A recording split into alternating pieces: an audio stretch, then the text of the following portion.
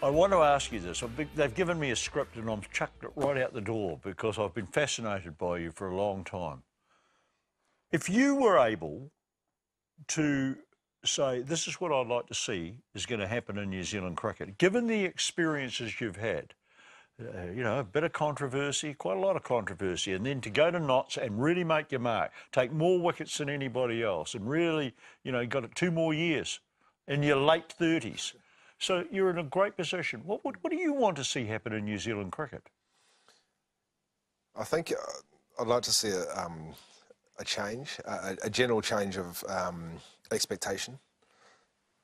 We need to have an expectation where we're going to succeed. And, you know, we talk about the All Blacks and they have this heritage, this legacy of expectation, basically. They're the best side in the world. They've always been the best side in the world. Everyone wants to be an All Black. Yep. Every country that plays rugby wants to, you know, they want to be All Blacks. We don't have that with cricket in this country.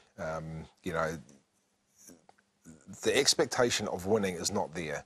So the general public expect a good performance, but not necessarily a win. And they get upset when we don't win, but not really, you know, that fazed by it. You know, there's a lot of... They crack sick jokes about it, mate. Yeah. And, you know, the state of the nation is shock and disbelief when the All Blacks lose, and that's right. And I'm proud of that because I think that really gives you a heritage and a sense of belonging to something, and that sense of belonging isn't there with cricket in this country. And how do you build that? Well, it starts with the guys playing domestic cricket. They have to know that they are the next level of black caps, and so if they're the next level of black caps, they're the next generation of people that the public are looking at. And if the public are looking at you and you start performing better, you start creating an expectation that you're going to be better. Kids want to be black caps. They want to be Auckland players. They want to be Canterbury, you know, Wizards. That's what needs to happen as far as I'm concerned. But for that to happen, guys have to start playing because they love the game. As well as it being a job, they actually have to genuinely love the game, not just play because they're good at it. You both played county cricket. Did you learn to love the game when you were playing county cricket? Was that an important thing for you too? Definitely. I actually loved the game before I got to county cricket. I mean, getting a county contract for me was an opportunity to go where cricket started, right, and travel the grounds and just soak it all up. And incidentally, John Wright was my coach at Kent. And, you know, we linked up. I was an overseas player and it was his first coaching gig. And we had a great time. We played in a very successful team, and everyone just enjoys it in county cricket. They're very proud of their county, but the sort of camaraderie and the way they go about it, they still arrive in blazers and ties at games. Can you guys establish that? Let's deal with where you're working right now. Can you establish that in Auckland? We're trying. I mean, if I told you what we're trying to do in Auckland, it'll sound like coaching theory. It's all about accountability and ownership. But we've got some very simple visions. We try and instill some very simple values. We're giving the guys the freedom and the opportunity to express themselves. And we're really there just to support them. That's how we see the coaching staff. And I've got some good people working with me. And we've got a great group of guys. And we get in overseas players like Andre and Azam Mahmood. And, you know, we've had Lou around and Millsy. All these guys are great for the young... How did you get Mahmood? I watch the county season, see who's performing. I look for a couple of character traits, and then you use agents, you use your contacts. You go with whoever you can. But you know, we have a bit of a philosophy around overseas players, and he ticked a lot of the boxes. And you know, and it's still, when they arrive, there's still a bit of you know, you're worried. You're worried. Yep. Because they're coming out of winter. You never know how fit they are and stuff, but. Oh, you don't know whether they've come home for a holiday, because we've seen a lot of cricketers that have come home for a holiday, Andre, haven't we? Yeah, I also think that some provinces are guilty of just signing a big name to potentially get people interested. Yep. And that works to a certain point of view if that name's big enough. But, you know, in the case of Azza, you know, I played against him a fair bit. He's a fantastic cricketer and he showed his skills. You know, he's as good a player, rounded player, as you'll see on the county circuit.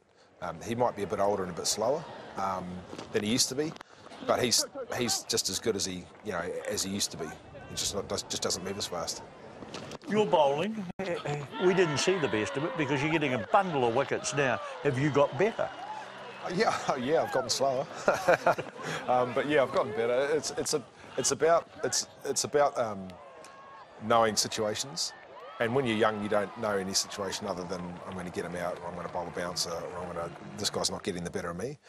And that's a good attitude to have when you're younger. But you know, youthful exuberance only gets you so far. And you know, in some cases, it got me in trouble.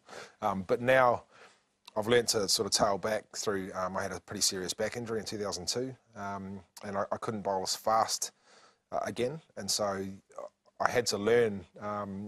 You know, I was lucky. I had guys like Dion Nash around when I was, you know, in the Auckland team, and you know, Chris Drum, guys who were so skillful, and they never gave up, and so that wears off on you. Fascinating, yeah, because is it 2 years ago you got the most wickets of anybody in the whole of the English county scene? Yeah, we could have done with them, couldn't we, at that stage? Do we not hold on to some players long enough in New Zealand cricket? You know, we mentioned Rob Nichol at the moment. If he bombs out again, I know what I'm going to get on talkback. They're all going to be ringing up saying, get rid of him, he's gone. And you've heard this for years since you've been here. Do we not identify talent and say, right, we're going to stick with this guy? I think that's what John Wright's trying to do. I think he's got his guys that he believes are the future. Remember, you're a selector now too, aren't you? All the MA coaches are... Yeah, that's a new thing. Is it working well? I think it is. We get to, you know, we've all got the experience and the requisite skills of cricket, and we're seeing players day in, day out fighting. And because a lot of it's about fight, a lot of it's... Cricket's a tough gig.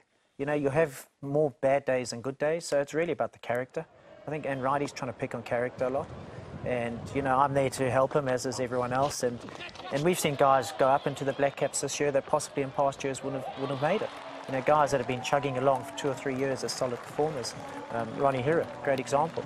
Someone who's had 2 or 3 good years. Colin de Granda, Michael Bates, these are just the Auckland guys. So I think we've just got to be patient. Cricket is a tough gig. And, you know, we can't just be chopping and changing too often, because that's where you're learning at the top. The big thing that is facing both of you from a national viewpoint is whether you can give the Champions Trophy a decent crack. Now, what happens in the build-up to that? Does Vincent come back, for example? That's the Champions League. Yeah, my biggest worry is always about keeping my overseas players, because I think they're key. And obviously with Andre, we've got to make sure Notts don't win the English one, and Azam Mahmood is Kent. Lou will be available for us.